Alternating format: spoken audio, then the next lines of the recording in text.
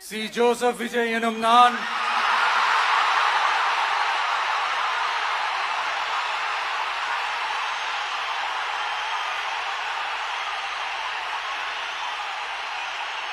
சட்டப்படி அமைக்கப்பெற்ற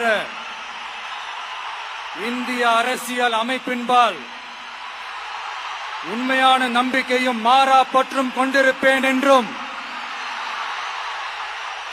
இந்திய நாட்டின்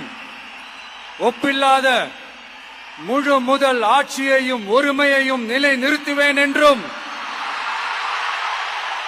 தமிழ்நாட்டு அரசின் முதலமைச்சராக உண்மையாகவும் உளச்சான்றின்படியும்